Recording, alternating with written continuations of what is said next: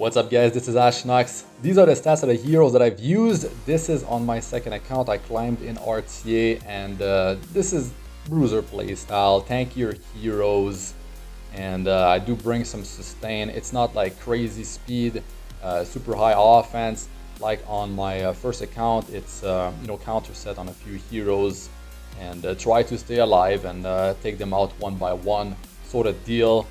And yeah, it was man, the climb was annoying, not gonna lie. With all the carrots and the fact that the battle lasts longer, giving her, a better chance to just be annoying, man. Like, just taking her out is such a pain in the rear, right? She can cleanse, debuff, she gets a barrier on herself, she keeps on applying burns. It doesn't matter if, like, it's Seaside skill number 2. She just applies burn non-stop, even Archdemon's Shadow, right? Like, if she does the skill 1 into the skill 2, it's an AoE, it hits her, so it's a burn on Archdemon's Shadow, which is really annoying. So, got a bunch of battles for you guys, and I've used different strategies, as you will see. Fought a lot of different players, and I climbed up to Master. It was yeah, it was not brutal, but it was long, man. Like, there was some disconnects. I don't know if it's on my side or if it was the server struggling, and yeah, I got a few losses because of that. Actually, it was like 5 losses.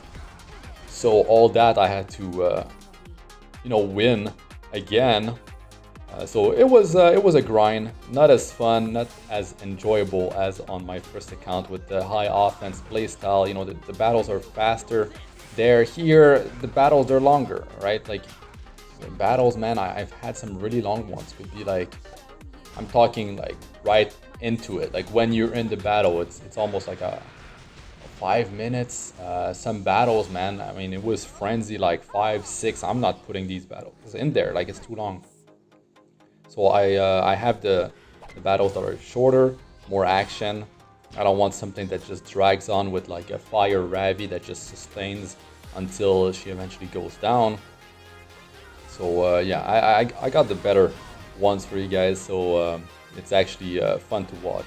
And I've been using, well, various heroes. I've shown my stats at the start, and I do like the combo of I've been using that near the end to speed things up because it was pretty slow, man. Like Lilius on a crit damage build, like crit damage with high speed. Port the Saviors on her, and I combo into Holiday Euphine or into Senya. So if they have attack buff, like, Holiday Euphine, she's self-sufficient with the great attack buff, so it works even better with her. It just deals a ton of damage. Lilius just follows. I try to have the speed pretty tight, so the enemy cannot go between. And it works well, especially Holiday Euphine, right? Because she pushes combat readiness as well. If you're looking for an emulator, a new phone, or simply hungry, check the description of the video. Some opponents were pretty sad to fight me because they were like, oh man, it's him. So I think his heroes are pretty tanky. So some players, they have high offense, but if you pick 2 knights with Aureus during the picking phase, one will, will be in the battle, at least one. So you're able to have much better damage mitigation, damage sharing, and in this case I have F.O.O.L and CC here. They almost took her out right here. And this trio is actually really tanky, and the debuff that they're throwing at me with Champ Z, I can sort of like cleanse that, I can deal with that, so that's pretty good. And some battles, it's with Seaside Bellona, it's pretty good. Like, in this battle, F.O.O.L and Cecilia like survived, and I'm able to use the S3, so a skill nullifier on the whole team, and herself getting barrier, that's a big deal right here. And I didn't really bring Seaside Bellona in a lot of battles, to be honest. I've used her maybe in 2 battles, and there's maybe only one in the ones that I'm showing you guys. And Majiro Carrick, he's been pretty good, right? His kit, it's underwhelming, uninspiring, but having the attack buff on a tanky hero that brings like the barrier as well. The attack break didn't really work out too well. When I'm trying to apply that on Carrot, it's just gets cleansed, right? Because the way she works, so one of her rune just like cleanse the debuff off of her. So that's really annoying. And Designer Lilibet has been quite invaluable, and a lot of times I do like to use her versus Carrot. So when they're picking her, because a lot of players do just straight up pick Carrot turn one, right? Like, I mean, first pick so often. Like, it's not almost every time, but almost. Like, when they're going to use her, yeah, they're just trying to get her ASAP because she's overpowered, right? Like, it's an easy win. You sustain, you stall, and especially getting an attack buff on her, it just works beautifully. So some players I'm banning their attack buffer. I just take out one of their big threats. So what I was doing is I was pre-banning Landy because I'm very buff heavy, my teams. So I did like to just pre-ban Landy. But near the end, pushing between, getting close to Master League, I decided to just ban Arbiter Veljud because I felt like they were bringing Carrot plus Arbiter Veljud. It was kind of too much in some cases, like the crit attack buff on RB, especially happening twice when he comes back another time. That was just way too much damage. I don't like to bring sustain that much. When I do bring sustain, it's going to be Ruele of Light. Outside of that, I didn't really bring sustain. If we don't count on CC's barrier, the constant barriers that she does give to the lowest HP hero on the team. So I decided to ban RB because he's just such a big threat.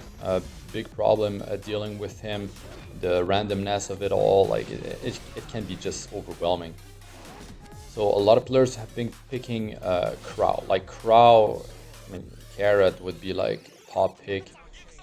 Crow, he was like a second pick so often. And he's dangerous. Like, he definitely is. Like, getting that defense buff on their team, it's pretty hard to take one of their hero down. And especially when he's on high speed and they have a high uptime on that defense buff, it's pretty rough for me to deal with that. So there it is. Sad Bellona is on this battle. And if she stays alive, it's just a lot of damage that they're taking. And the stats that I've shown, my Seaside Bellona, she only has like, 10, almost 11,000 HP. I don't know about her defense. Maybe it's actually better than her health, higher. I'm talking like maybe over 1,000. But still, she's not built for like on a tanky build. She's built mostly for offense. And it seems to be working just fine. I don't bring her that much, like I said. But yeah, it's just, look at that damage. Like, it's just ridiculous. Having a Ringar special drink maxed out as well, that's just beautiful. And when you have attack buff, it definitely adds up, right? Like, she does have attack buff from Mediator Carrick. Instead of using Meteor Carrick for attack buff, I would use General Purgus as well, which is actually really powerful, quite meta. And especially if they are AoE heavy, right? If they have a lot of attacks that hits everyone, then it's gonna hit General Purgus. And if they don't have Cerise, that's easy combatuness for my team. And he's gonna cycle fast. Those provokes are great as well. So in this battle, I decided to go with Bazaar because, they have buffs, and Bazaar, he's very powerful when it comes down to crippling the enemy, taking out their buffs. I don't have the souls for doing the soul burn, but I have high effectiveness. So we all know how that goes because the 15% innate resist will just kick you in the balls. But then the skill number 2 with the attack break and decrease hit chance is extremely powerful. Like, you're crippling the enemy so hard with that AoE skill number 2. Debuff transfer on skill 1 can come in handy if the battle drags on. So Holiday Euphine here, I'm really thankful that she was able to survive. She's able to just deal some damage here. And there's the combo with Lilius, man. Like, this is scaling off of the hero with the highest attack on the team. So you build crit damage on her with, of course, 100% crit chance. And look at that. it's great. It's great. A lot of players don't expect that. They're thinking like, oh, Lilia's gonna be like, she's gonna be tanky, she's gonna be fast, maybe high effect resistance, something like that. At the very least, immunity set just to cleanse debuffs off of the team with the skill number 3. Her skill 2 is actually really powerful because, you know, provoking a target for 2 turns, that's a big deal, and she gets a barrier as well, so she can soak some damage. And she's just a top hero. She's always good, and any content, PvE or PvP, she's definitely a valuable hero, and a hero that, well, you don't need to invest into her. That's the thing, like low investment, but if you want to go for the build that I went with, I'm pretty sure I got her to plus 15, but you definitely, most definitely need to max skill number 3 if you want to deal that big damage, you know, that scales off of the hero with the highest attack on the team. So this battle, it's the same deal, but I did bring Senya just in case one of them gets banned, right? Senya, she has a chance of getting attack buff with her trigger when she gets attacked and it doesn't land as a critical hit. But man, the damage is super high, but they have Dark Corvus. Like, that's the thing here. Like, I can easily take out almost 2 heroes, but there's still Dark Corvus and Blood Moon Haze that I have to deal with. But I have Ruele, so yeah, I do have the sustain, and these 2 heroes, Dark Corvus can be really dangerous if you cannot land any debuff on him, and he can just like soul burn S3 and start taking out the hero one by one, and you're forced to attack him when he's like left alone, or if you have a lot of AoE attacks, so he can just like skill 3 non-stop, and he's able to heal himself at the same time, so that's actually a big problem. Let us know about your adventures, you know, pushing in RT. Have you reached Master yet? What type of team have you guys been running? So I'll be pushing for Master on account 3 and account number 4. I'm looking forward to account number 3 because I can play different playstyle. Like that's the cool thing. I'm not stuck with like bruisery playstyle, slower playstyle. I got some combativeness pushing, and yeah, it's always fun to play on account number 3. The account 4 very high offense based, the newest account, so that should be interesting. I might just push for Master. I don't even have Ruele because I'm going with Arbiter Vildred for the free ML5, the original ML5. So yeah, Dark Corvus here, he can't really do much. If you're looking for an emulator, a new phone, or simply hungry, check the description of the video. He almost took out Ruele, this Dark versus Light as well, but not enough, man. And finally, there it is, Master League. My god, I don't want to get hit with the decay, so I'll have to do a game every, what is it, like 2 days, before 2 days, so I don't get decayed. I want to stay in Master or higher, of course. But yeah, good luck with the push, guys. That's it for this one. I'm Astranox. Good luck with all you do. Peace out for now.